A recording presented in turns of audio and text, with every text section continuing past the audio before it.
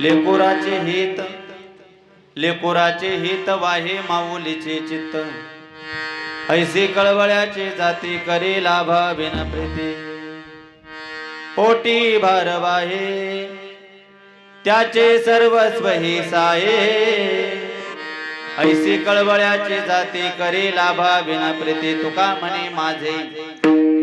म्हणे माझे तुम्हा संता बरी ओझे ऐसी कळवळ्याची जाती करी लाभा बिन प्रीती समचरण सरोजम सांजणीलांबुदाभम जगरण हित पाणी मंडन मंडनाना तरुण तुलसी माला गंगर गंजणे द्रौ सदय धवल हास विठ्ठलं चिंतयामि पांडुरंग करू प्रथम नमन पांडुरंग करू प्रथम नमन प्रथम नमन पांडुरंग करू प्रथम नमन पांडुरंग करू प्रथम नमन पांडुरंग करू प्रथम नमन पांडुरंग करू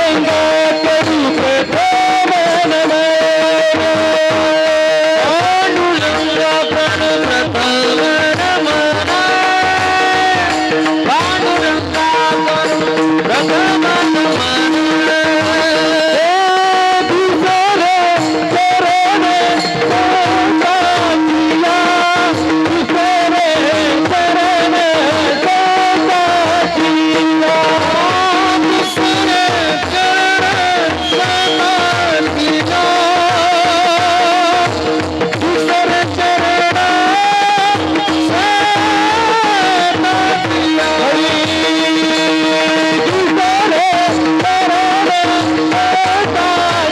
नमन पांडुरंग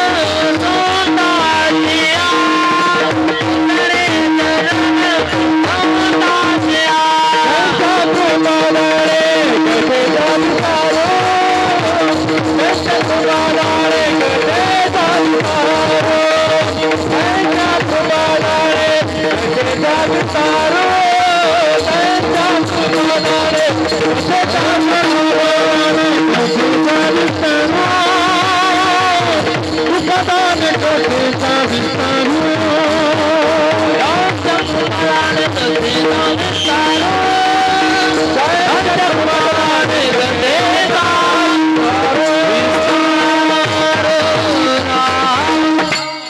पांडुरंग गुरु प्रथम नमन दुसरे चरणा संतांच्या त्यांच्या कृपादाने कथेचा विस्तारू बाबाजे सद्गुरु दास तुका अलंकापुरी रम्य सिंहासनस्थं पदांभुजति प्रदेशम विधींद्रादि देवै सदा स्तूयमानं समाजस्तमूर्तिं भजे ज्ञानदेवं कर्पूर गौरं करुणावतारं संसार सारं भुजगेन्द्रहारं सदा वसन्तं हृदयारविन्दे भवं भवानी सहितं नमामि सेवे लागे सेवक झालो तुमच्या लागलो निज चरणा अहो स्वामी तुकया देवा यावरी न करावा अभय रोजयांचे क्रिया स्मरण होय सकळ विद्यांचे अधिकरणतेचे बंधू श्री चरण श्री गुरूंचे ते नमस्कारुणी आता लेकुराचे हित वाहे माऊलीचे चित्त ऐसे कळवळ्याचे जाते करी लाभा विन प्रीती प्रस्तुत प्राप्त प्रसंगी चिंतन रूपी सेवे करता गायलेला भंग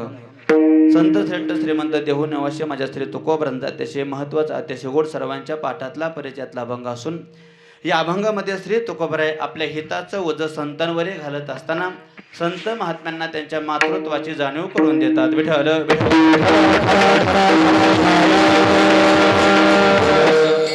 तुकोबरायांचे भाषा हा सुंदर मानवी देह भेटला तर या देहामध्ये काहीतरी प्रत्येकानं स्वतःचं हित करावं मलाही माझे हित करण्याची भावना निर्माण झाली पण जेव्हा मी हित करण्याकरता अनेकांच्या दारात उभा राहिलो कोणीही माझं हित करण्याकरता समर्थ नाही तेव्हा मात्र एक माझं पात्र हित करणारं मला दिसलं ते म्हणजे संतत्वाचं जेव्हा मी संतत्वाला आग्रह केला तुका म्हणे माझे तुम्हा संतावरी ओझे माझं हित करण्याचं ओझं मी तुम्हा संतावरी घालत आहे.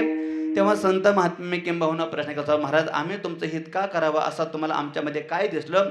तेव्हा महाराजांची भाषा ज्याप्रमाणे आई आपल्या लेकराचं हित करते, आई आपल्या लेकरावरती निस्वार्थपणे प्रेम करते आणि आई आपल्या लेकराचं सर्वस्व भार वाहते, त्याप्रमाणे तुम्ही संत महात्मे आहात. विठ्ठल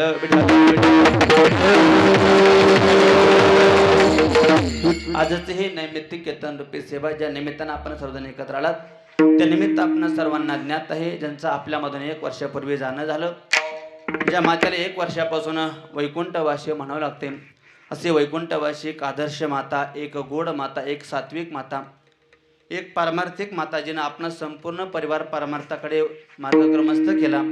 आयुष्यभर ज्या मातेनं जीवनामध्ये गोड परमार्थ केला आणि इतरांनाही परमार्थाला लावलं, अशी गोड माता वैकुंठवासी सुमन आबासाहेब मस्के अर्थात अक्का, अर्थात आमची आत्या. अक्कांच्या प्रथम श्राद्धाच्या पुण्यस्मरणाच्या निमित्तानं उपास्थित सर्व गुणीजन, गायनाचार्य, महाराष्ट्राची गानकोकिळा ज्यांचा आवाज सध्या संपूर्ण महाराष्ट्रभर घुमतोय, अनेक चाले एकत्र करण्याची ज्यांना कला प्राप्त आहे, गानकोकिळा संपाजी महाराज दानवे महाराज स्वतः हजर आहेत. अगदी लांबचा प्रवास करून या मस्के परिवाराच्या प्रेमापोटी महाराज इथपर्यंत आले. त्यांच्या साथी करता ब्रह्मचैतन्य आत्मारामगिरी महाराज वारकरी शिक्षण संस्थेचे अध्यापक, युवा कीर्तनकार, गानकोकिळा, हरिभक्तीप्रेम आपण सर्वांचे स्नेही दिलीपजी महाराज मुळे महाराजांनी स्वतः त्यांनाही मनापासून धन्यवाद. गायनाचार्य या भागाचं वैभव आदरणीय वैभवजी महाराज वाळून, त्यांनाही धन्यवाद. सोनटक्के महाराज मृदंग साथीकरता मृदंग महामेरू अहिल्यानगर जिल्ह्याचं वैभव सध्या यूट्यूब उघडलं की ज्यांचा पखवाज ऐकाय भेटतो असे तेजसजी महाराज काळे, त्यांना एकदा मनापासून धन्यवाद. सर्व चांडेश्वर महाराज भजनी मंडळ, सर्व पाहुणे भजनी मंडळ, सर्व उपस्थित मस्के परिवार, सर्व नातलग परिवार, या मस्के परिवारावरती प्रेम करणारे आपण सर्व स्नेही मंडळी, वैकुंठवासी अक्कांना भावपूर्ण आदरांजली समर्पित करण्याकरता आपण एकत्र आलात. पाहता पाहता वैकुंठवासी अक्कांना जाऊन आज 1 वर्ष पूर्ण होत आहे. अक्कांना जाऊन 12 महिने कसे झाले, 1 वर्ष कसं झालं, कसे दिवस गेले कळले नाही महाराज. पाहता पाहता 12 महिन्याचा काळ जात असताना या परिवारानं वैकुंठवासी अक्कांच्या स्मरणार्थ वर्षभर पुण्यकर्म, दानकर्म या ठिकाणी करण्याचा प्रयत्न केला. आदरणीय आपण सर्वांचे ज्येष्ठ मार्गदर्शक आदरणीय भाऊ असतील, अक्कांचे दोन्ही चिरंजीव आदरणीय नानाभाऊ मस्के अण्णा असतील, श्री चन्नेश्वर महाराज भजन मंडळाचे गोड गायनाचार्य आमचे भगवान आप्पा असतील, अक्कांची एक कन्या त्याही सुंदर भजनात नंदाताई दत्तात्रय डुबल, संपूर्ण मस्के परिवार, डुबल परिवार, सर्व स्नेही परिवार आणि विशेष करून जंजिरी परिवार. खरं तर अक्कांचा जीवनपट आपण सर्वांनी जवळून अनुभवला आहे. खरं तर अक्काचा जन्म याच गावात, याच एका स्नेही परिवारात, जंजिरी परिवारात झाला. वैकुंठवासी भजन मंडळाचे मार्गदर्शक मृदंगाचार्य वैकुंठवासी जंजिरे भाऊ, या सोहळ्याचे अध्यक्ष आमचे आदरणीय जंजिरे दादा, सर्व जंजिरी परिवार, अक्काचा हे माहेर आणि जवळच असणारा हा मस्के परिवार त्या काळात ऋणानुबंध जमला आणि जंजिरी परिवाराची कन्या आमची अक्का मस्के परिवारात आले. खरं तर त्याही परिवाराला परमार्थाचा वसा आहे संपत महाराज, आणि याही परिवाराला परमार्थाचा वारसा आहे. तोही परिवार परमार्थामध्ये अग्रेसर आहे आणि हाही परिवार परमार्थामध्ये अग्रेसर आहे. नामदेव महाराजांचं एक प्रमाण अगदी गोड माझ्या समोर आता अक्कांच्या बाबतीमध्ये समोर पाहायला भेटते. जेव्हा एखादी आई, नामदेव महाराज म्हणतात, ती आई होत असते, प्रसूत होत असते, ती एका कुळाचा उद्धार करत नाही. परमार्थिक माऊली एका कुळाचा उद्धार करत नाही, ते माऊली दोन्ही काढल्याही कुळाचा उद्धार करते. विठ्ठल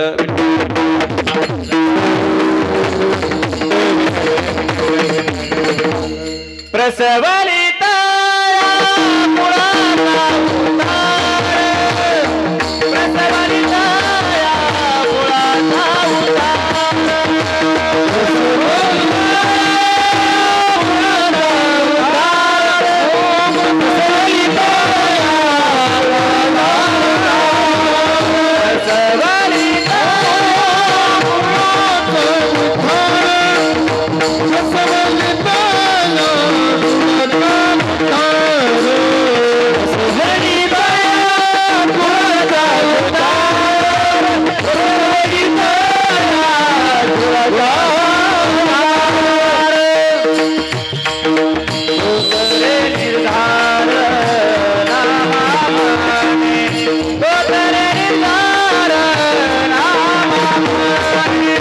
Oh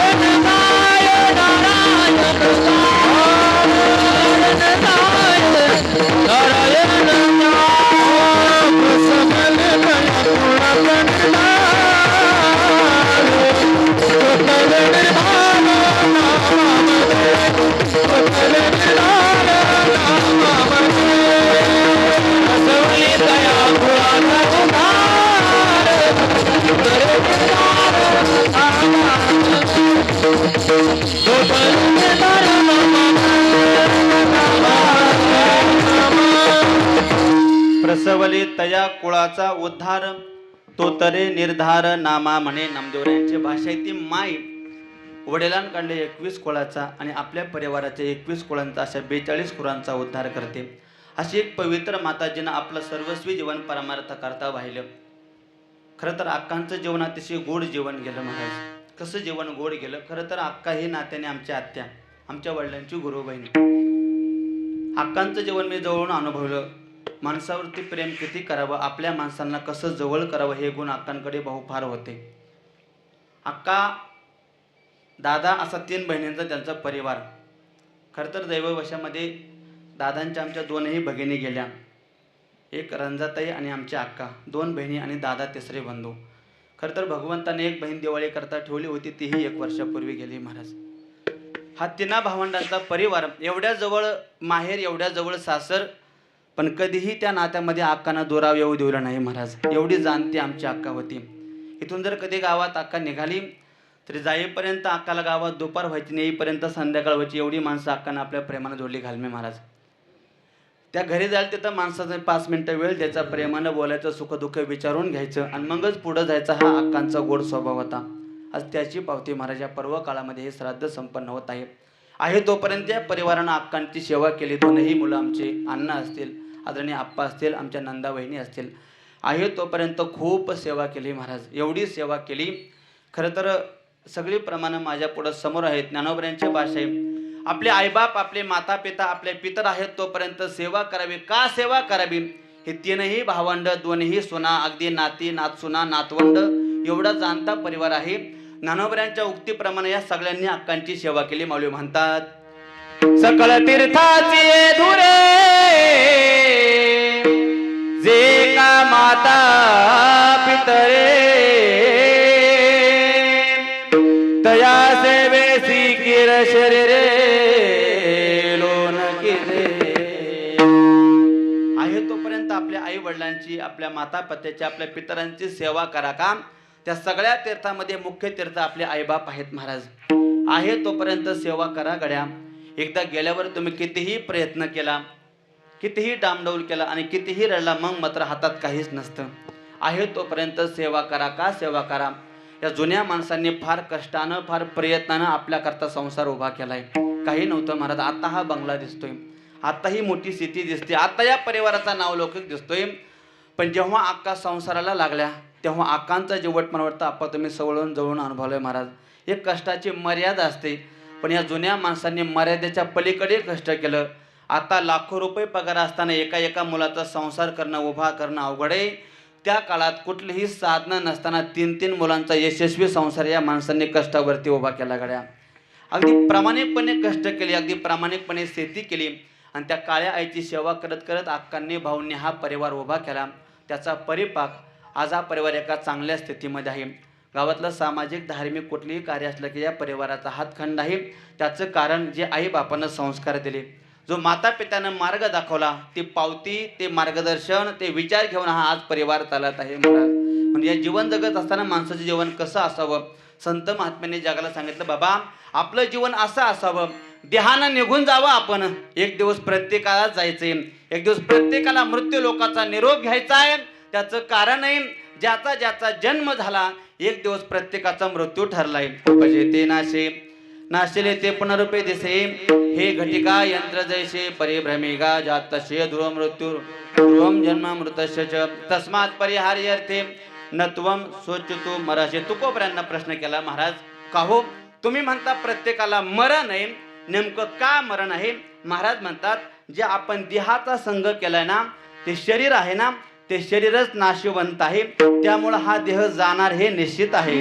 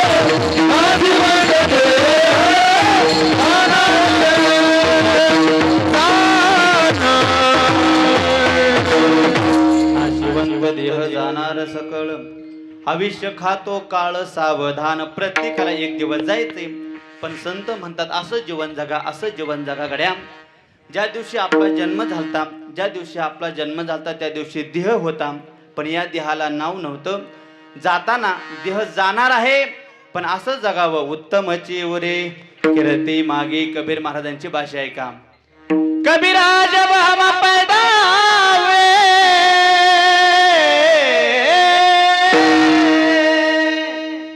कबीरा जब हम पैदा हुए जगह से अमरो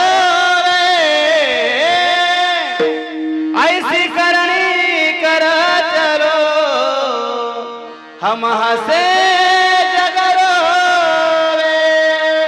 कबीर महाराज म्हणतात अरे ज्या दिवशी जन्म झालता त्या दिवशी हा देह होता देहाला नाव नव्हतं पण जेव्हा आपण या जगातून निघून जाऊ तेव्हा आपला देह नसेल पण जगात मात्र नावानं आपण शिल्लक राहू असं आपलं कर्म असावं देहाना निघून जावं पण या जगामध्ये चंद्र सूर्य आहे तोपर्यंत नाव राहावं त्याच्याकरता कर्म चांगलं असावं त्याच्याकरता आपला स्वभाव चांगला असावा आणि त्याच्याकरता आपली वाणी चांगली असावी मला वाटतं या तीनही गुणांचा मिलाप म्हणजे आमची अक्का विठ्ठल एक वर्षापूर्वी अक्का गेली या परिवाराने गेली 12ही महिने आपल्या आईच्या स्मरणार्थ प्रत्येक महिन्याला भजनाचा कार्यक्रम अन्नदान असेल ज्ञानदार असेल सोहळा संपन्न केला आज शेवटचा दिवस त्याला आपण श्राद्ध म्हणतो त्याला श्री भागवतामध्ये आत्मामुक्ती प्रगट दिन म्हणतात आजच्या दिवशी आईचा महत्त्वाचा विधी करायचा जे काही आपल्या पदरामध्ये पुण्य आहे ते आईच्या चरणी समर्पित करायचं त्याच्याकडे एवढ्या मोठ्या कीर्तन सेवेचं आयोजन केलेलं आहे सेवेकरता घेतलेला अभंग श्री तुकोबरायांचा आहे या अभंगामध्ये श्री तुकोबराय संत महात्म्यांना मातृत्वाची उपमा देऊन आपल्या हिताचं ओझं घालतात विठ्ठल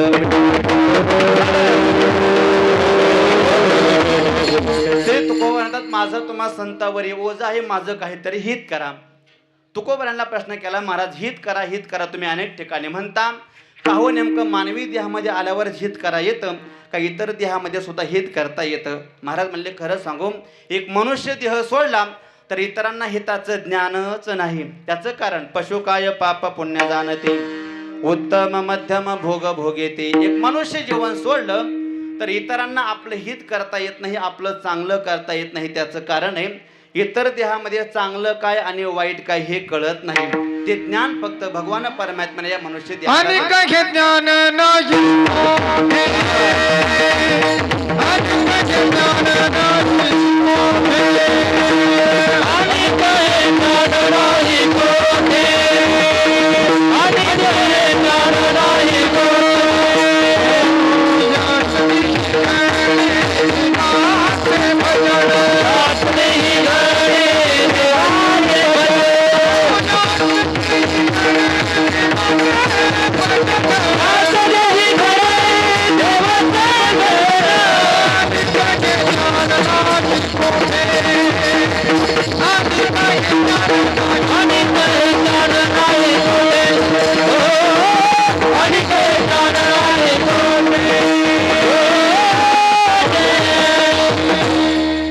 जन्मी घडे देवाचे भजन अनेक हे ज्ञान नाही कोटेक मनुष्य जन्म सोडला तर इतर देहामध्ये स्वतःचं चांगलं करावं हित करावं परमार्थ करावं हे ज्ञान नाही इतर देहानं संसार चांगला करता येतो पण भजन करण्याचं परमार्थ करण्याचं ज्ञान नाही संसार माणूसही करतो संसार पशु पक्षी प्राणीही करतात थोडंसं कल्पकता बुद्धीनं काहीतरी विचार करा आपणही संसार करतो पशु पक्षी प्राणीही संसार करतात पण संसार करण्याचं ज्ञान माणसापेक्षा पशु प्राण्यांना चांगले जरा माफी मागून घालून मी महाराज वाक्य बोलतो ते म्हणतात मस्के महाराज तुम्ही तोंडावरती आमच्यापेक्षा प्राण्यांना जास्त किंमत देता.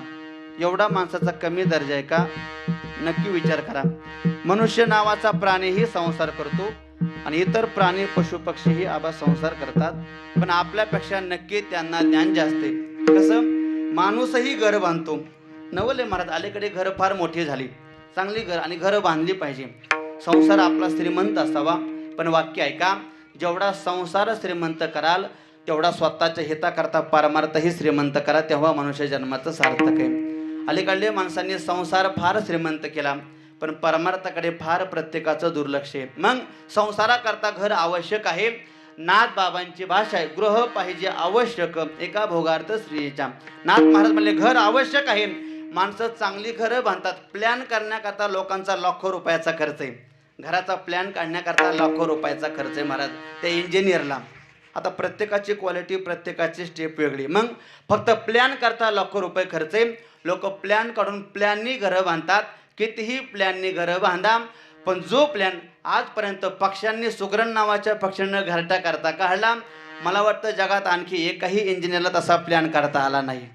कितीही सुंदर चांगला प्लॅन काढू द्या, माफी मागूनच बोलायचं झालं, कितीही चांगलं घर बांधून द्या, रोडचं काम झालं, अगोदर घर वर असतं नंतर रोड वर असतो.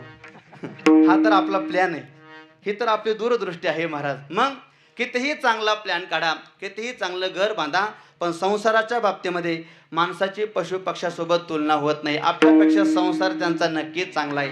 मग विचार करा. अहो ज्ञान नावाच्या गोष्टीचं महाराजांनी प्रमाण गोड दिलं. ज्ञान नावाची गोष्ट पाहिली. माणूस स्वतःला सध्या बुद्धिवान समजतोय. सध्या मनुष्य जीवन प्रगती पथावर हे विज्ञानाचं युग आहे. मी अनेक वेळा वाक्य वापरत असतो. प्रगतीच्या पथावरती माणूस आहे. सध्या जमाना AIचा आहे, आर्टिफिशियल इंटेलिजन्स. इथपर्यंत एवढी प्रगती केली माणसानं. कितीही माणसानं प्रगती करू द्या, कितीही ज्ञानाच्या बाबतीमध्ये माणसानं कॉलरला हात लावू द्या, पण माणसापेक्षा पशु प्राण्यांना ज्ञान चांगलंच आहे. आपल्यापेक्षा त्यांच्याकडे इतर ज्ञान चांगले. किती ज्ञान चांगले बघा. साधं बोलतो, एक मनुष्य नावाचा प्राणीही ज्ञानी आहे, इतर प्राणी सुद्धा ज्ञानी आहेत, पण माणसापेक्षा प्राण्यांचं ज्ञान चांगले. कसं चांगले? साधं बोलतो, दूध असतं. दूध संसाराकरता माणसं अनेक धंदे करतात, त्याच्यामध्ये दोन धंदा माणसं करतात. मग माणसांना स्वभाव असतो की आपण लवकर श्रीमंत व्हावं. स्वभाव काय? सध्या बरं साधं बोलतो, सध्या प्रत्येकाला लवकर श्रीमंत व्हायची काही, कीर्तनकारापासून सगळ्यापर्यंत प्रत्येकाला वाटतं मी श्रीमंत. त्याच्याकरता प्रत्येकाचं मग बदलतात, माणसं अपडेट होतात. सध्या जगात काय चालतंय याच्याकरता प्रत्येकजण प्रयत्न करतो. व्यवहार कसा, लोकांना काय आवडतंय, तुम्हीच बदल करता असं नाही, आम्ही पण तो बदल स्वीकारलाय आता. मग अलीकडे लोकांना कशी कीर्तन आवडतात, आम्ही सुद्धा बदल केलाय. मग काही लोकांना आवडतं उरामदी माया त्याच्या काळ्या मेघावानी, दाखविना कधी कुणा डोळ्यातल पाणी. जिजो जिजो संसाराचा कला, पटामधी आसुदरी कनावाकला. घडीभर तो थांब जरा, ऐक त्याची धाप रे. अवघड हाय घड्या रे, ओम गाया बाप रे, ओम गाया बाप रे. ओव्या सोडून हे सुरुवात केलं, हा बदलच आहे ना. बरं याच्याही पुढे अपेक्षा वाढली, हे जरी नाही काल, हा बदलच आहे गणपत महाराज. बरं त्याच्याही पुढे अपेक्षा वाढली, कमीत कमी हे म्हणलं तरी पास. आई माझी सगळ्यात टॉपचं पाकिट बरं का. हा इथपर्यंत आमचा बदल झालाय. हा संसारातला बदलच आहे महाराज. का बरं? प्रत्येकाला वाटतंय मी त्यांची कॉफी केल्यावर श्रीमंत होईल, पण ऐका, या जगात कॉफी करून कोणी श्रीमंत होत नाही, ती त्याच्या प्रारब्धात पाहिजे. संपत महाराज महाराष्ट्रभर गातात, त्यांच्या चालीत महाराष्ट्रभर गायल्या. अनेकांनी कॉफी करण्याचा प्रयत्न केला, पण महाराज संपत महाराज ते संपत महाराजच महाराज, त्यांचं नाव वेगळे. हो, आमचे तेजस महाराज मृदंग वाजवतात, त्यांच्या अनेकांनी कॉफ्या केल्या, पण शेवटी तेजस महाराज ते तेजस महाराज आहेत. मी कशा करता बोलतोय, दुसऱ्याची कॉफी करून जगात कोणीच मोठं होत नाही, प्रत्येकाचं प्रारब्ध वेगळं असतं. चला, का ज्ञान नावाची गोष्ट, पण बदल प्रत्येकाचा हवाय. ऐका, मग श्रीमंत व्हावं याच्याकरता माणसानं धंद्यामध्ये बदल केला. कारण दूध धंदा काढला, पण तो म्हणला काय नाही, असं प्रामाणिकपणे धंदा केला तर कधी श्रीमंत व्हायचो. मला थोडासा बदल करू, दुधामध्ये थोडंसं पाणी टाकू. काय म्हणला तो? थोडंसं दुधामध्ये काय अडचण आहे मला एवढं काय कळणार आहे. दुधामध्ये पाणी टाकायला सुरुवात केली. हा पहिला प्रामाणिक. त्याच्याही पुढचा एक वर्ग आहे. तो म्हणला दुधात पाणी टाकून हे काही श्रीमंत व्हायना, एक काम करू पाण्यातच दूध टाकू. दोघांमध्ये फरक आहे बरं का साहेब. एक पाण्यात दूध टाकतोय आणि दुसरा दुधात पाणी टाकतोय. पण तिसरा वर्ग एवढा मूर्ख आहे, त्यानं केमिकलचं दूध सुरू केलं. काही जगात महाराज लोक आहेत एकाच्या घरी 4 बैलांचं दूध 500 लिटर. मला प्रश्न पडला, हा काय प्रश्न अवतार आहे का काय?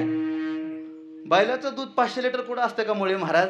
पण श्रीमंत लवकर व्हायचे. मग प्रामाणिकपणे सांगतो, दुधामध्ये आपण पाणी टाकलं, पाणी टाकण्याचा गुण ज्ञान माणसाकडे आहे, पण दुधातलं पाणी वेगळं करण्याचं ज्ञान माणसाकडे नाही. कुणाकडेही मी दूध आणि पाणी एकत्र करतो, दोन्ही वेगळं करून द्या, 1 लाख रुपयाचं बक्षीस. नाही जमलं तर आजचं जेवढं पाकिट तेवढं तुम्हाला. फक्त इथं करून दाखवा, जमणार. पण तुकोबराय म्हणतात, बाबा जगामध्ये देवानं असा एक पक्षी तयार केलाय, त्याच्या पुढे कितीही दूध आणि पाणी एकत्र करून मांडा, तो क्षणात वेगळं करून बाजूला करतो. विठ्ठल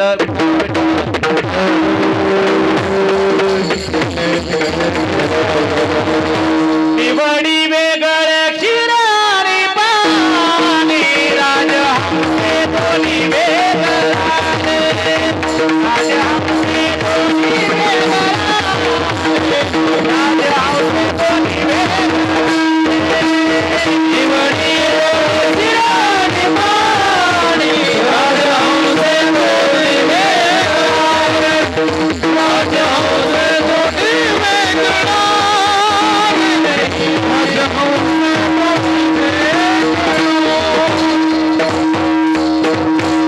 निवडी वेगळे. चोरी माणसं करतात.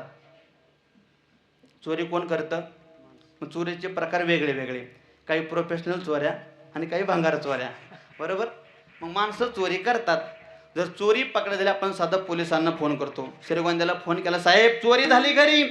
पोलीस येतात, कोणी पी आय असतील, एपीआय असतील, महाराज सगळा शोध घेतात आणि ते म्हणतात शोध लावण्याचं काम सुरू आहे. 4 दिवस झाले, 8 दिवस झाले, शोध मात्र लागत नाही. जेव्हा पोलीस साहेबांच्या हात आपल्यात नगरला कॉल जातो, जेव्हा श्रीगोंद्याला जमत नाही तेवढा, नगरचे साहेब येतात, तरी चोरी सापडत नाही. अगदी मुंबईपर्यंत फोन जातो, तरीही चोरी सापडत नाही. मग त्यांच्या पुढे एक पर्याय असतो सरपंच. कोणचं पथक? श्वान पथक, बरोबर ना. श्वान पथक. जेव्हा माणसाला चोरी सापडत नाही तेव्हा कुत्रं येतं आणि ते कुत्रं काही मिनिटामध्ये चोरी सापडतं. प्रामाणिकपणे सांगा, माणसाला ज्ञान जास्त का कुत्र्याला? धन्यवाद कबूल केल्याबद्दल, बरोबर. आपल्यापेक्षा काही ज्ञान प्राण्यांना, पशु पक्ष्यांना जास्तच आहे, ऐका. पण संत म्हणतात, भगवान परमात्म्यानं एक ज्ञान माणसाला जास्त दिलं, ते म्हणजे याच जन्मी घडे देवाचे भजन आणि काही ज्ञान नाही कोठे परमार्थ करण्याचं ज्ञान. परमार्थ म्हणजे काय? परमार्थ म्हणजे स्वतःचं चांगलं करून घेणं महाराज. जगामध्ये स्वतःचं चांगलं करण्याकरता इतर साधनं नाहीत. एक परमार्थ नावाचं साधन सोडलं तर आपलं हित होत नाही. महाराज तुकोबराय तुम्ही एवढं सांगता हित करा, का हित करावं? महाराज म्हणजे खरं सांगू का, पहिलं भाग्य तुला हा मनुष्य देह भेटलाय, ऐक. त्याच्यामध्ये दुसरं भाग्य, आजपर्यंत तू जिवंत आहे. बरवे झाले आजीवन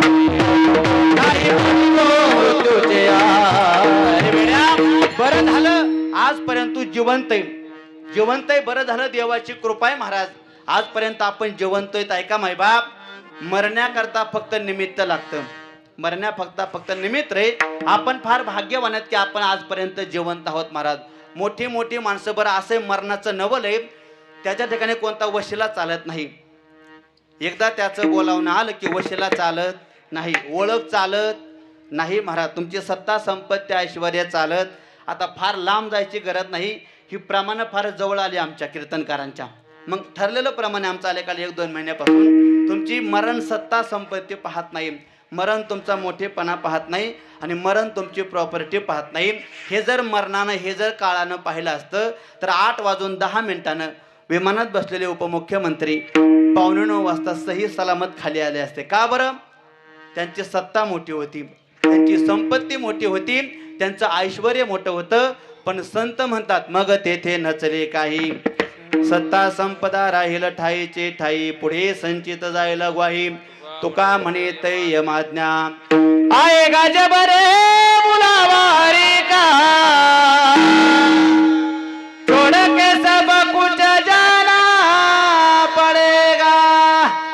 त्याचं बोलावणं आलं की क्षणात जावं लागतंय. महाराज म्हणले वेड्या आणखी काळ तुझ्या हातामध्ये आहे.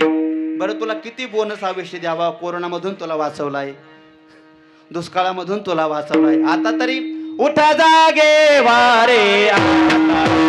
उठा जागे वारे आता. स्मरण करा पंढरीनाथा. स्मरण करा पंढरीनाथा. हवे चरणी देवा हवे चरणी देवा सुख विघटा जन्माचा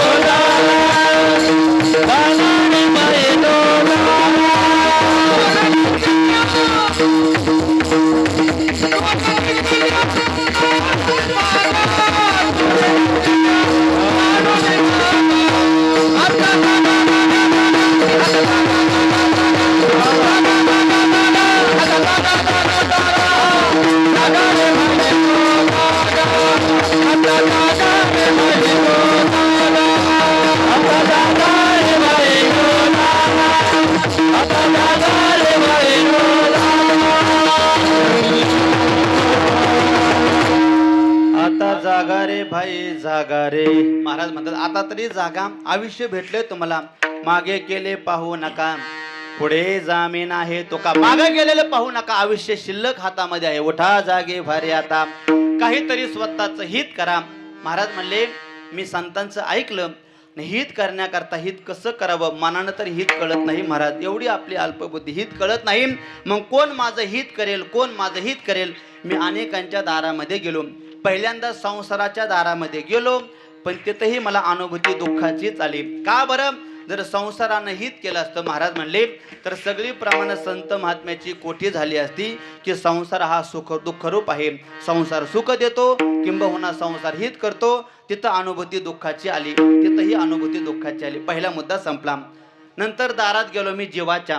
संसार जड आहे, जीव चेतन आहे. वाटलं जीव माझं हित करेल पण ज्याला स्वतःच हित माहीत नाही तो दुसऱ्याचं काय हित करणार आहे. एखादी नदी पार करायची, आपल्याला पोहता येत नाही मग कोणाच्या हाताला धरावं. ज्याला पोहता येतं त्या चांगल्या पोहणाऱ्याच्या. ज्यानं पहिल्यानं उडी मारली त्यालाच कसं बसं पोहता येतं तोच बुडतोय आणि तो मला चला तुम्हाला जायकवाडी पोहून आणतो. वार पट्ट्या कसं जमणार आहे महाराज. त्यालाच पोहवा येत नाही, त्यालाच त्याच्या हिताचं ज्ञान नाही, तोच हिताच्या बाबतीमध्ये अनुभव येत नाही, तोच आणखी दुःखी जीवन जगतोय. महाराज आपला फक्त गैरसमज आहे. जगात मोठी माणसं सुखी असतात. आजचं कीर्तन ऐकून डोक्यातलं काढून टाका. प्रत्येकाला वाटतं आपल्यापेक्षा मोठा माणूस सुखी, आपल्यापेक्षा मोठा माणूस सुखी. पण वाक्य घेऊन जा. या जगात जेवढा माणूस मोठा असतो तेवढं दुःखही त्याचं मोठं असतं आणि जेवढा माणूस लहान असतो त्याचं दुःखही लहान असतं. जेवढी शेती बागायती असते तेवढा खर्चही मोठा असतो आणि जेवढी शेती जिरायती असते तेवढा खर्चही लहान असतो. हेही नाही कळलं. जेवढी गाडी लक्झरी असते तेवढा हप्ता सुद्धा. बरं हेही नाही कळलं. आता लक्झरीच गाड्या आल्या. विठ्ठल विठ्ठल.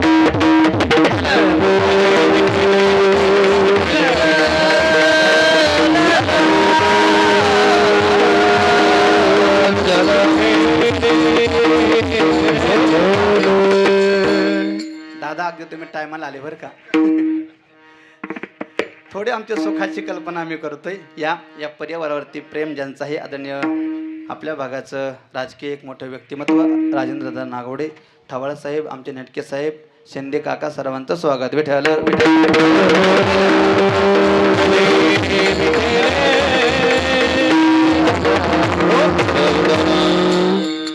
विषय चालत आता आमचा. जेवढा माणूस मोठा असतं तेवढं दुःखही मोठं असतं, आणि जेवढा माणूस लहान असतो तेवढं दुःखही लहान असतं.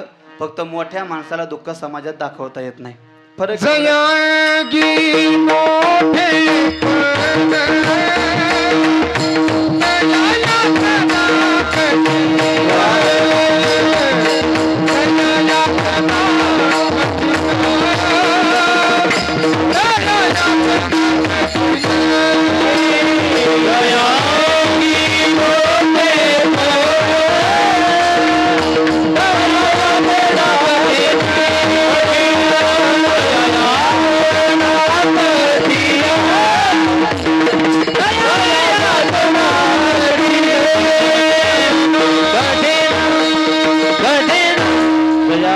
मोठेपण तया यातना कठीण. मोठ्या माणसाचं दुःखही मोठं असतं, लहान माणसाचं दुःख लहान असतं.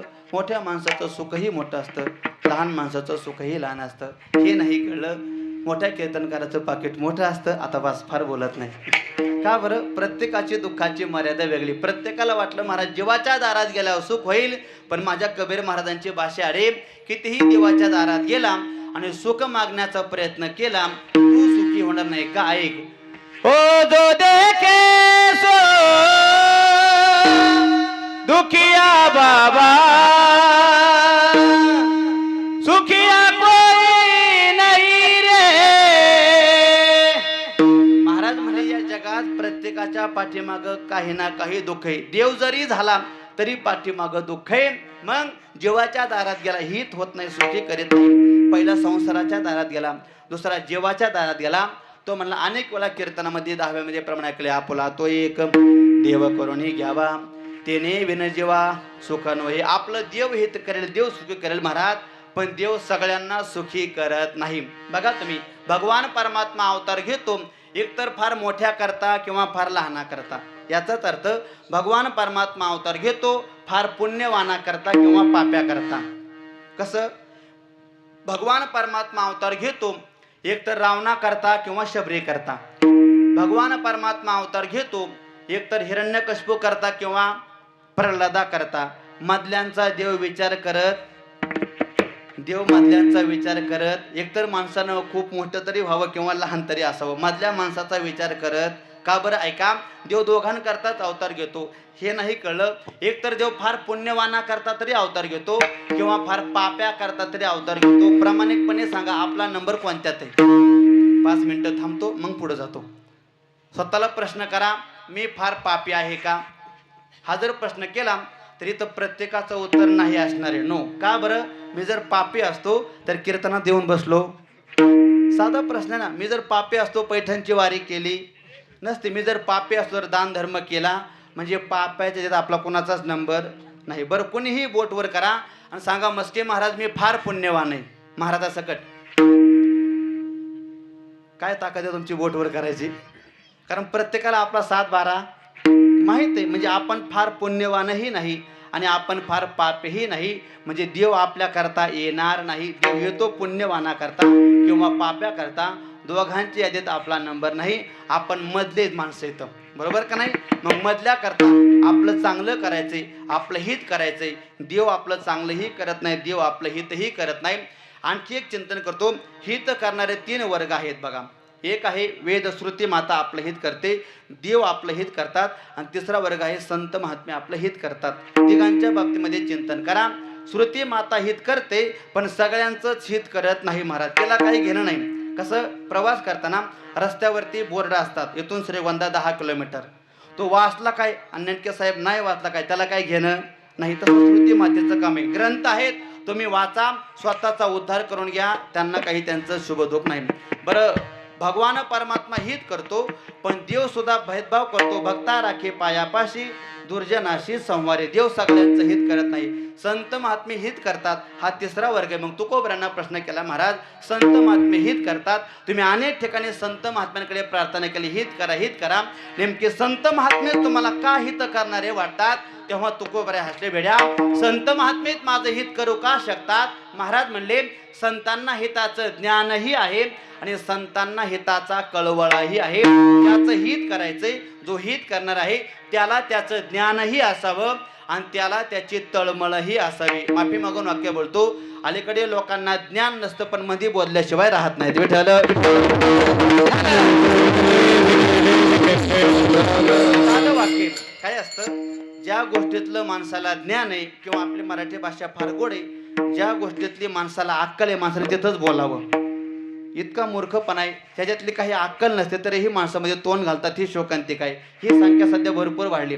ज्यातलं ज्ञान आहे माणसाने त्या विषयाशी बोलावं. ज्याच्यातली काडेची अक्कल नाही तिथं कशाला माणसानं बोलावं, कशाला विषय छेडावा, काही कळत नाही. महाराज त्याच्यातलं ज्ञानही असावं आणि हित करण्याची अंतःकरणामध्ये तळमळही असावी. संत महात्म्यांना हिताचं ज्ञानही आहे आणि संत महात्म्यांना तळमळही आहे. दोन्ही प्रमाण आपल्या पाठे शोधून या आले संत, हिताहित जगाचे. मग महाराज संतांना हिताचं ज्ञान आहे, मग कळवळ आहे का? बुडत आहे जन नदी खवे डोळा, येतो कळवळा. म्हणून या संतांना हिताचं ज्ञान आहे, संतांना हिताचा कळवळ आहे.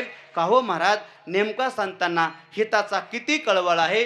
तुकोबराय म्हणतात, जेवढा कळवळा आईला आपल्या लेकराविषयी आहे तेवढाच कळवळा संतांना आहे. अभंगाचं पहिलं चरण.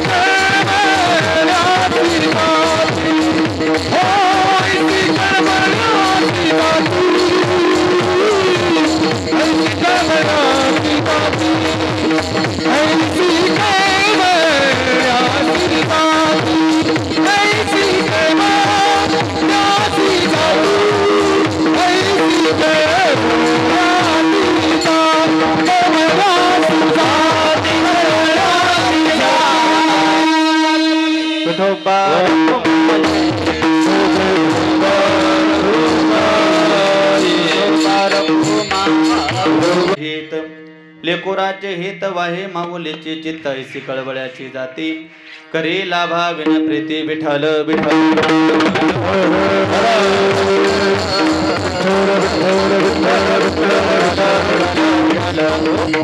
माझ्या माझ्या श्री तुकोबरायांची भाषा का हो महाराज तुम्ही संतावर जे तुमच्या हिताचं वजं का घालता? तेव्हा महाराज म्हणतात संतांकडे एक गुण आहे.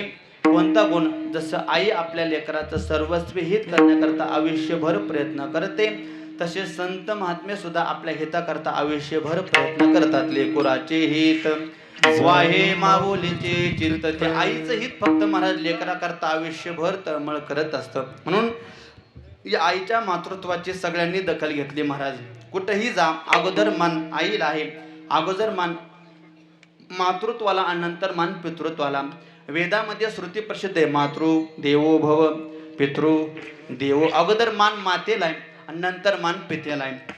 बरं तुकोबरांची संतांची प्रमाण पहा. कुळे कन्या पुत्र होते जे अगोदर कन्येला माने आणि नंतर पुत्राला माने. का आधी पुत्राला नंतर कन्येला अजिबात नाही. अगोदर कन्येला मान, अगोदर मातृत्वाला मान आणि नंतर पितृत्वाला मान. किंबहुना जेव्हा संत महात्म्यांना माय बापाची उपमा द्यायची तेव्हा सुद्धा तुम्ही संत बाप माय अगोदर माय आणि नंतर बाप. व्याकरणात सर सगळे माझ्या समोर बसले. अगोदर आईलाच मान का?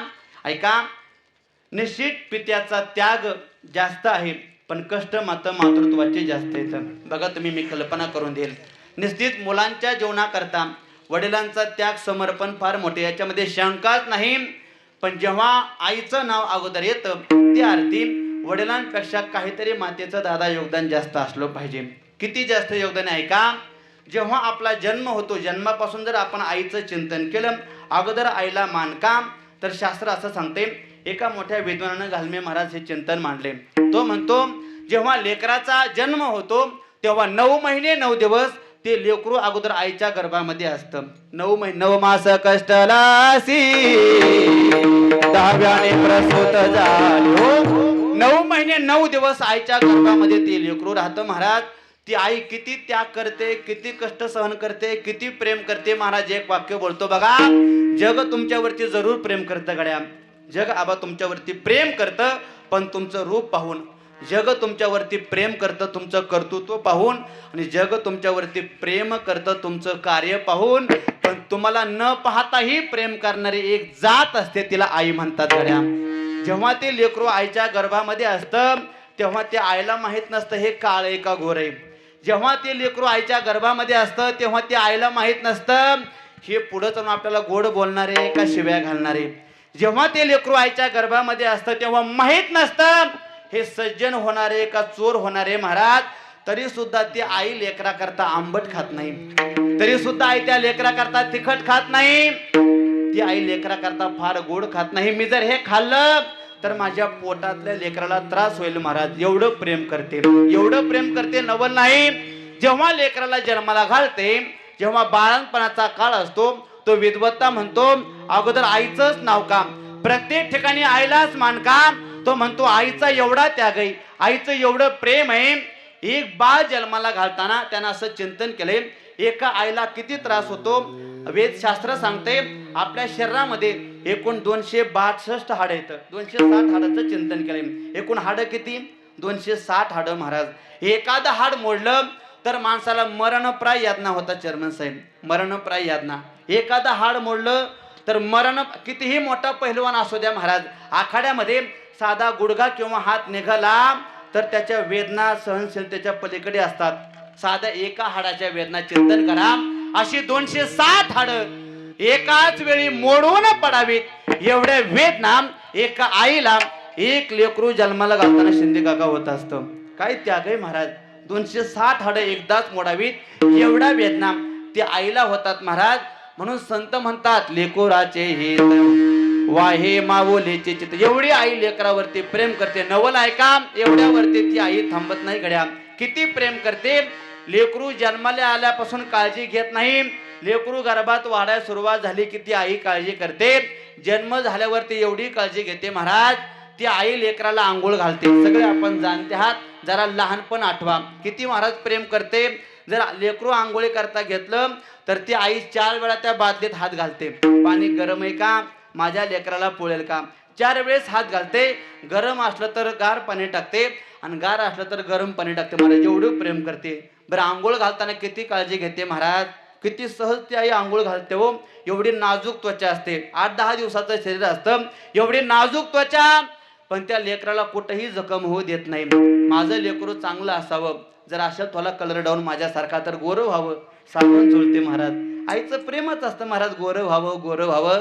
मग ते साबण लावून आंघोळ घालते महाराज, चोळते अंगभोवती आई लेकराचं.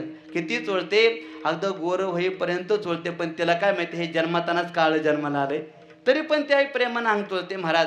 एवढं हरवारपणे अंग चोळते, एवढी नाजूक त्वचा, पण मला वाटतं कुठंही जखम होत. बरं एवढ्यावरती थांबत नाही ती आई. आंघोळ घातली की लेकराला जेव्हा अंग पुसते तेव्हा ती बाळूत हातात घेते महाराज. किती सहज अंग पुसते हो, एवढी नाजूक त्वचा असते. पण जेव्हा लेकराचं अंग पुसते अजिबात दादा कुठं इजा होऊ देत नाही, कुठं त्याला नख टोचू देत नाही महाराज. तरी सुद्धा लेकर म्हणजे आमच्या आई बापाला काही कळत नाही. सहज वाक्य असतं, मूर्खा जर त्यांना कळलं नसतं तर तुझं अंग पुसता पुसताच दाबला असता गळा. पण एवढ्यावरती ती आई थांबत नाही हो. तिला वाटतं माझ्या लेकराचे नजर डोळे चांगले राहावेत, याच्याकरता ती आई आपण लहान असताना ही हळूच बोट घेते महाराज आणि त्या डोळ्यामध्ये हळूच लाल मिरची भरते. चुकतंय काय घ्यायचं ना, जागेत ना सगळे, जागेत तुम्ही हसला म्हणजे तुम्ही जागेत. ती आई सहज डोळ्यामध्ये हळूवारपणे काजळ भरते. डोळे किती नाजूक, त्यातलं बुबळ किती नाजूक, पण हळूच बोटावरती काजळ घेते, या डोळ्यात भरते. कोणत्या डोळ्याला धक्का सुद्धा लागू देत नाही. का, माझ्या लेकराचं डोळे नजर चांगले राहावेत. तरी म्हणतो आमच्या आईला बापाला काही कळत नाही, त्यांना कळत नसतं तेजस महाराज. तर त्यांनी काजळ ऐवजी खरंच चटणी भरायला पाहिजे, त्याच लायकीचे आपण महाराज. दुर्दैव कधी कधी वाटतो महाराज. हो पोरं माघारी बोलतात काका याचं दुःख नाही. परवा एक आईबा भेटले महाराज, ज्या कार्ट्या करता सालं घातली आम्ही, कधी नवीन कपडे घातले नाही, कधी पायाला नवीन चप्पल घातली नाही. त्या पोरानं काल दोघांनाही मारलं. ही ऐकून वाईट वाटलं. या महाराष्ट्रामध्ये संपत महाराज एवढे कीर्तनं होतात, एवढ्या कथा होतात, एवढे व्याख्यानं होतात, तरी लेकरं आईबापाला मारतात. ही शोकांतिका आहे गड्या. त्यांचा कधीतरी त्याग आठवा, त्यांचा कधीतरी कष्ट आठवा, एवढी ती काळजी घेते महाराज. तरी आपण सहज म्हणतो महाराज दुर्दैव. बरं मूर्ख माणसानं आईबापाला माघारी बोलू द्या, काही अडचण नाही, पण चांगले चांगले परमार्थातले माणसं आईबापाला शिवाय घालतात. किती शोकांतिकाची गोष्ट आहे हो. आई रे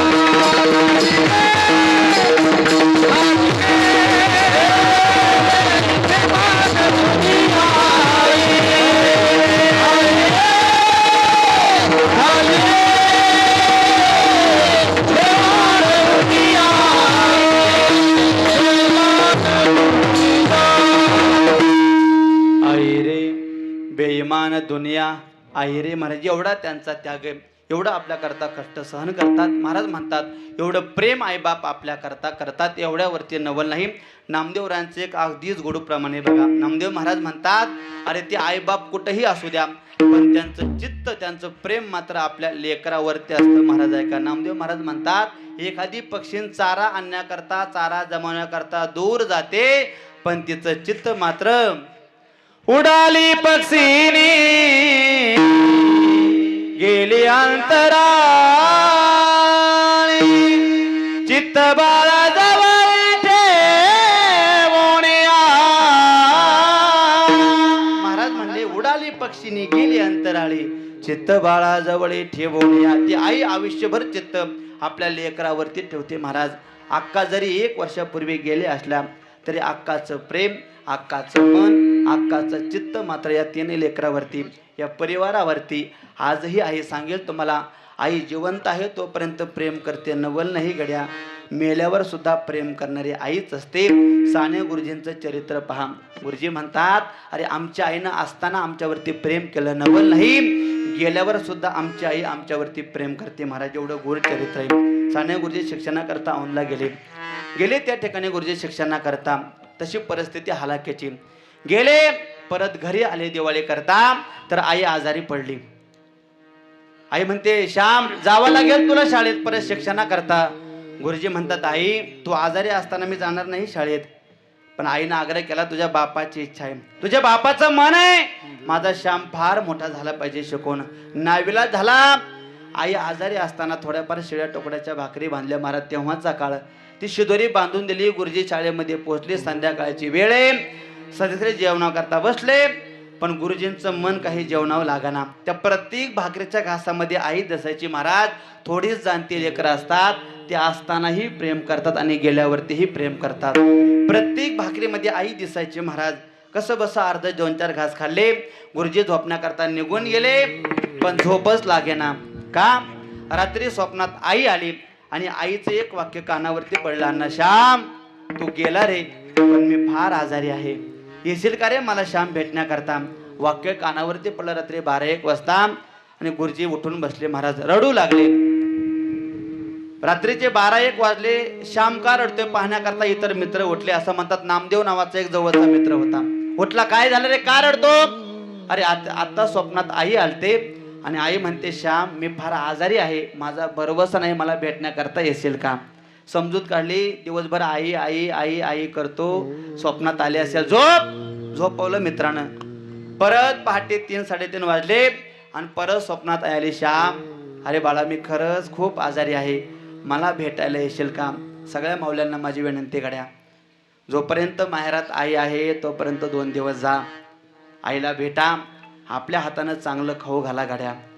तुमच्या भावजया कितीही चांगल्या असू द्या, कितीही सोन्याचा घास घालू द्या, पण लेकीच्या हातचा एक घास गेला ना, त्या आई बापाला नवं चैतन्य येत असतं. महाराज त्यांना वाटतं पोरीनं यावं, आपल्या हातानं आंघोळ घालावी, आपल्या हातानं 2 घास खालावेत. पण दुर्दैव एवढ्या सध्या संसारात सगळे गुंतलेत. आहे तोपर्यंत जात नाही आणि आईबाप गेल्यावर 14 दिवस तिथं राहतात. महाराज काय फायदा आहे हो. अरे नंतर 14 दिवस आणणं राहूच नका दादा, माझा विरोध आहे, राहूच नका. काय लोक ठेवू द्या नावं, पण आहे तोपर्यंत जा, आपल्या हातानं 2 घास करून घाला. तुमच्या भावजया चांगल्यात मला माहित आहे, प्रेम करा, तरीही जा. आई आले बर का, आपल्या हातानं 2 घास खाऊ घाला. एखादी आई असताना चांगली साडी घेऊन जा गड्या, आपल्या हातानं आंघोळ घाल्यावर त्याला घाला. आई गेल्यावर तुम्ही कितीही चांगली साडी न्या, ती शेवटी प्रेतावर साडी मांडावी लागते गड्या, त्याच्या अंगावरती जात नाही साडी. आहे तोपर्यंत साडी घेऊन जा, आहे तोपर्यंत 2 घास खा. काम एकदा ती गेली सगळं माहेर असतं, फक्त आई नसते. महाराज ठवळ साहेब, आई म्हणजे काय असते ऐका. कशीही माहेर असू द्या, कितीही गरीब असू द्या, या दारातून जर लेक आली आणि आईनं जर घरातून पाहिलं, महाराज वयस्कर आई असू द्या, थकलेली असू द्या, हातपाय थरथर कापतात, तरी ती आई स्वयंपाक घरात गेल्याशिवाय राहत नाही. भाकरीतला तुकडा घेते, त्याला तव्याचं काळं लावते, तांब्यावर पाणी घेते, थांब पोरी, पोरीला दारात उभा करते, त्याच्यावरून तुकडा ओवळते आणि लांब 3 रस्त्यावर तुकडा नेऊन टाकते. ती काय म्हणते माहितीये का, माझी पोरगी लांबचा प्रवास करून आली, न जाणून तुला असं मध्ये काय भूतकेत काय प्रेत बाधा झाली असेल तर या तुकड्याबरोबर निघून जावी. महाराज ती आई लांब टाकून देते, मग पोरीला घरात घेते. ऐका गाड्या वाक्य, तुमचं माहेर चांगलं असतं, तुमचे भाऊ चांगले असतात, तुमचे भाचे चांगले असतात, तुमच्या भावजया चांगल्या असतात, पण ज्या दिवशी आई निघून जाते ना, त्या दिवशी हे भावजया नाही करत परत, हे भाऊ नाही करत. का? हे प्रेम करणारी आईच असते कडे. आहे तोपर्यंत जपा, आहे तोपर्यंत जा, आहे तोपर्यंत त्याला खाऊ घाला. एकदा ती गेली, तुम्ही 70,000चा कीर्तनकार आणला काय आणि गुलाबजामचं जेवण घातलं काय, ते फक्त लोकांच्या कौतुका करता होत होतं. जित्या नाही अन्न मेल्यावरी पिंडदान. आहे तोपर्यंत एखादा अभिष्ट सोहळा करा, आहे तोपर्यंत एखादं त्याच्या समोर भजन करा, आहे तोपर्यंत चांगलं खाऊ घाला. परत मात्र काही नाही, ती आशीर्वाद देणारच आहे, पण असताना प्रेम द्या. गुरुजी म्हणतात उठलो मी, तो मित्र म्हणला झोप, रात्रभर दिवसभर आई आई करतो आणि आता रात्रीचा आवडला, पण परत पहाटे 4 वाजता उठला. आई स्वप्नात, श्याम खरंच मी 12,000 येतोच का रे? गुरुजी उठले, रडू लागले. अरे मी जेव्हा लहान होतो, आम्ही भावंड सगळे दारात बसायचो, तर आमची आई आमची आजी मला घेऊन गोष्टी सांगायची, रामायण सांगायची, महाभारत सांगायची. आणि सांगता सांगता ती म्हणायची, श्याम जी स्वप्न पहाटे पडतात ना ती स्वप्न खरी होतात. अरे स्वप्न पहाटे पडले, मला तर वाटतंय माझी आई खूप आले झोप रे, समजूत काढली. 1-2 दिवस गेले, गुरुजींची आई वारली, जे अवसान झालं महाराज. पत्र यायला 2-3 दिवसाचा काळ गेला. साने गुरुजी घराकडे निघाले. तोपर्यंत जेव्हा गाव जवळ आलं तेव्हा मावशी घरून निघाली होती आपल्या घरी महाराज. वाटेत साने गुरुजी भेटले. मावशी कुठं ग? घरी चल मग सांगते महाराज. साने गुरुजी घरी गेले तर एका कोपऱ्यामध्ये वडील दोन्ही पायाच्या मध्ये मुंडकं घालून बसले होते. बघा, एका कोपऱ्यात वडील होते, एका कोपऱ्यात भाऊ बसला होता. असं म्हणतात, जेव्हा गुरुजी घरी गेले तेव्हा वडिलांकडे नाही गेले, तेव्हा गुरुजी बहिणीकडे गेले. ताई, आई कुठे? सांगितलं गेलं गुरुजी, श्याम आपली आई देवा घरी गेली महाराज. गुरुजींना कळलं आपली आई गेली. सगळी समजूत झाली. गुरुजी म्हणतात, दसकरेचा दिवस आला, श्यामच्या आई नावाचं पुस्तक वाचा. दसकरेचा दिवस आला, आम्ही सगळे जाणते होतो. पिंडदान विधी करण्याची वेळ आली. विधी झाला, पण काही केल्या पिंडाला कावळा शिवत नाही. प्रश्न पडला काय करावं? ऐका ना, तेव्हा साने गुरुजी आपल्या मावशीकडे गेले. गुरुजी म्हणतात, लोक म्हणतात आई मरो आणि मावशी वरो. मावशीकडे गेले. गुरुजी म्हणतात, मावशी तू जा पिंडाजवळ आणि सांग माझ्या आईला, यशोदे अगं जसा तुझा श्याम आहे ना, जसा तुझा पुरुषोत्तम आहे ना, काळजी करू नको. जरी तुझा श्याम मोठा असला ना तरी श्याम एवढंच प्रेमी पुरुषोत्तम वरती करेल, काळजी करू नको. तुझं पोरग काय आणि माझं पोरग काय? महाराज, ती मावशी पुढे गेली, पाया पडली आणि त्या पिंडाच्या ठिकाणी वाक्य बोलली, मागं सरली. गुरुजी म्हणतात, एका मिनिटात कावळा आला आणि पिंडाला शिवला. अरे आई असतानाही प्रेम करते आणि गेल्यावर सुद्धा प्रेम करते. म्हणून तर माझ्या तुकोबऱ्यांची बाशिले कोराचे हित वाहे माऊलीचे चित्त, कसं ऐसे कळवळ्याची जाते करेला भाविन प्रीती. ज्ञानेश्वर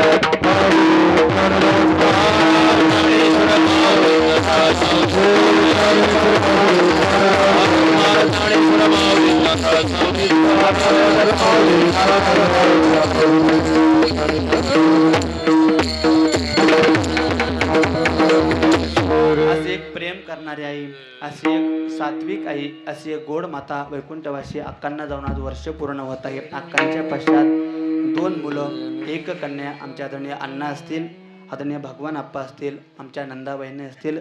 आज अक्कांच्या आणि भाऊंच्या कृपेने तिघांचाही संसार खूप चांगला आहे, काहीच कमी नाही महाराज. दोघाही भावांचा संसार चांगला आहे.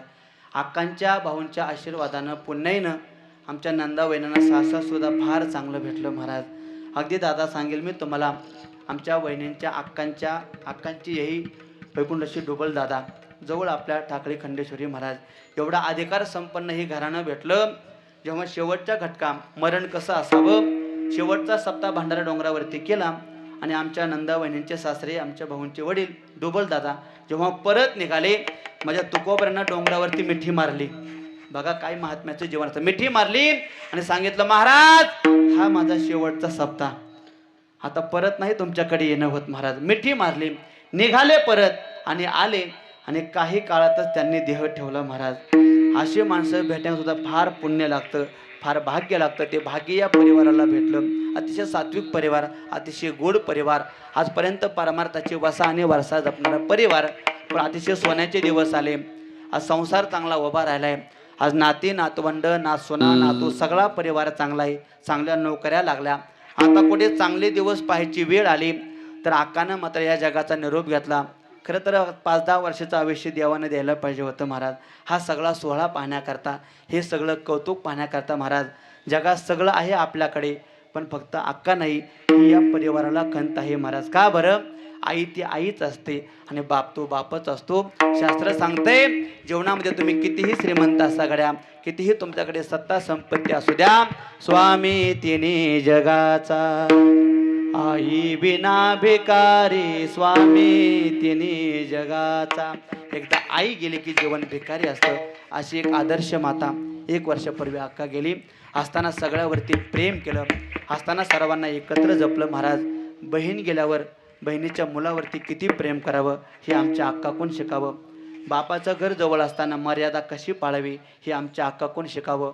गुरुभावावरती मुलांवरती किती प्रेम करावं हे आमच्या अक्काकडून शिकावं. आणि शेवटचं सांगतो, आपलं जीवन किती बांधिलकीत असावं हे अक्काकडून शिकावं. दादा, शेवटच्या क्षणापर्यंत आमच्या अक्काचा डोक्यावरचा पदर खाली पडला नाही.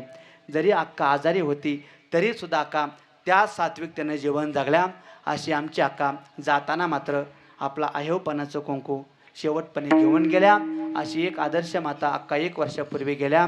अक्काच्या निमित्ताने या परिवारानं वर्षभर 12 महिने खूप सेवा केली. अन्नदान सोहळा, नामदान सोहळा, नामस्मरण, आज शेवटचा दिवस, श्राद्धाचा दिवस, आज सुद्धा एवढा मोठा सोहळा आयोजित केला. मी आपल्या सर्वांच्या वतीनं वैकुंठवासी माझ्या अक्काला भावपूर्ण आदरांजली वाहतो, आदरांजली समर्पित करतो. देवा पांडुरंगा, ज्ञानेश्वर महाराजांना विनंती, आमच्या अक्कांना आपल्या चरणाशी जागा द्या. फार काळ वैकुंठामध्ये न ठेवता याच परिवारात आपण परत त्यांना जन्माला घालावं अशी प्रार्थना करतो. या सेवेकरता अतिशय गोड गायनाचार्य, गाणं कोकिळा महाराष्ट्रामध्ये ज्यांचा आवाज घुमतोय संपतजी महाराज आणवे, त्यांनाही परत एकदा मनापासून धन्यवाद. ब्रह्मचैतन्य आत्मारामगिरी महाराज बालकृष्ण मुळे महाराज, त्यांनाही मनापासून धन्यवाद. सुरेश महाराज गालमे, आमचे सोनटक्के महाराज, सर्व चांदगावचं भजनी मंडळ, आमचे नवले महाराज, वैभव महाराज, मृदंग महामेरू, अगदी मूर्ती लहान पण कीर्ती महान, ज्यांचा गोड मृदंग ऐकला आमचे तेजस दादा काळे, त्यांनाही धन्यवाद. या कार्यक्रमाकरता सुंदर साऊंड सिस्टीम आमचे दादासाहेब फुटाणे, त्यांनाही धन्यवाद. हा कार्यक्रम जो परत परत आपण पाहणार आहोत, अक्कांच्या आठवणी ज्यांच्या माध्यमातून आयुष्यभर असे आमच्या नानासाहेब महाराज बेटके आपली परंपरा, त्यांनाही धन्यवाद. या परिवारावरती प्रेम करणारे सगळेच मोठे मोठे माणसादरणीय दादा असतील, अण्णा असतील, आमचे हरिभक्तीपरायण बाळासाहेब महाराज असतील, आमचे नेटके साहेब, आमचे आबा असतील, आधी करून सर्व आपण पारमार्थिक श्रोतवर्ग, जाणते वर्ग, विनंती एकच आहे गड्या, आहे तोपर्यंत माणसानं माणसावरती प्रेम करा, आहे तोपर्यंत एकमेकावरती प्रेम करा, आहे तोपर्यंत माणसाचे गुण ओळखा, आहे तोपर्यंत माणसानं माणसाचे वागा. गेल्यावर तुम्ही कितीही रडले, कितीही श्रद्धांजल्या वाहिल्या, त्या फक्त जगाच्या कौतुका करता असतात. विनंती आहे, भला किसी का कर न सके तो, बुरा किसी का मत करना, पुष्प नहीं तुम बन सकते तो, काटी बन कर मत रहना. विठ्ठल जय जय